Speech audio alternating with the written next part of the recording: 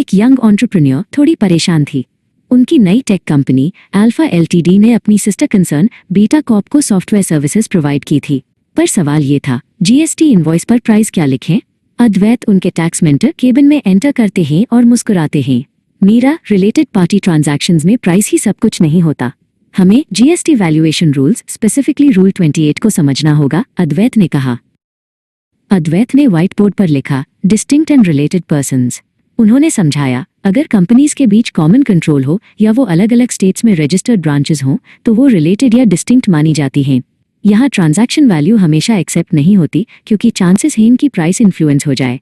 इसलिए GST law हमें एक वैल्यूएशन हायरार्की देता है। सबसे पहला और गोल्डन रूल है ओपन मार्केट वैल्यू, ओएमवी, अद्वैत ने कंटिन्यू किया। इमेजिन करो कि तुम वही सॉफ्टवेयर किसी अनजान कस्टमर को बेच रही हो। वो प्राइस जो एक इंडिपेंडेंट बायर पे करेगा वही ओएमवी है।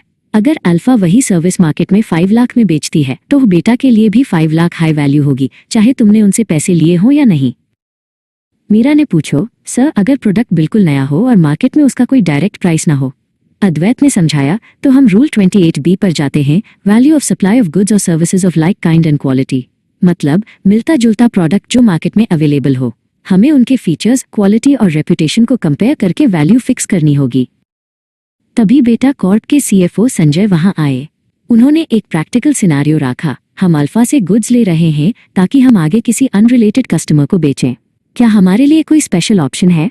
अद्वैत ने कहा, हाँ संजय, रूल 28 का एक प्रोवाइजो कहता है कि आप ओएमवी की जगह 90% off the price charge to the final customer भी ले सकते हैं। अद्वैत ने एक्सप्लेन किया, मान लो बीटा कॉर्प वही गुड्स फाइनल कस्टमर को 1000 रुपए में बेचने वाली है, तो अल्फा एलटीडी अपनी इनवॉइस में 900 रुपए 90% ऑफ 1000 को वैल्यू मानकर जीएसटी चार्ज कर सकती है। ये ऑप्शन तभी मिलता है जब गुड्स एज इट इस आगे सप्लाई किए जा रहे हों। मीरा को अब बात समझ ए रही थी। संजय ने एक और जरूरी सवाल पूछो, अगर हमें पूरा इनपुट टैक्स क्रेडिट आईटीसी मिलने वाला हो तो क्या वैल्यूएशन इतनी कॉम्प्लिकेटेड होगी? अद्वैत मुस्कुराए, नहीं, ये सबसे बड़ा रिलीफ है।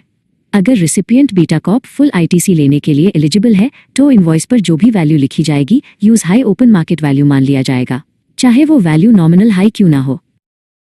लेकिन अद्वैत सिर, मीरा ने पूछो, अगर ओएमवी या लाइक काइंड एंड क्वालिटी दोनों ना मिले? अद्वैत ने कामली जवाब दिया, तो हम सीक्वेंस फॉलो करेंगे। रूल 30 पर जाएंगे, cost of supply plus 10% markup. हम मैन्युफैक्चरिंग कॉस्ट या प्रोविजन ऑफ सर्विस की कॉस्ट निकलेंगे और यूएसएमई 10% प्रॉफिट ऐड कर देंगे। ये एक मैथमेटिकल अप्रोच है। संजय ने पूछो, और अगर कॉस्ट भी कैलकुलेट करना मुश्किल हो? अद्वैत ने संजय की तरफ देखते हुए कहा, तो लास्ट रिजॉर्ट है रूल 31, जिसे बेस्ट जजमेंट मेथड कहते हैं। यहाँ हम रीजनेबल मीन्स यूज करते हैं जो जीएसटी प्रिंसिपल्स के मुताबिक हो। ये एक सब्जेक्टिव पर लॉजिकल अप्रोच है वैल्यूएशन फिनिश करने के लिए। मीरा भी कॉन्फिडेंट थी। समझ गई sir, first priority OMV, second like kind quality, third cost जोड़ 10%, और अगर रिसिपिएंट को फुल आईटीसी मिल रहा है तो इनवॉइस वैल्यू हाई फाइनल है। अद्वैत ने सर सराहाया, बिल्कुल सही मीरा, जीएसटी कंप्लायंस में वैल्यूएशन की क्लैरिटी हाई आपको लिटिगेशन से बचती है। मीरा ने मुस्कुराकर अपनी फाइल बैंड की।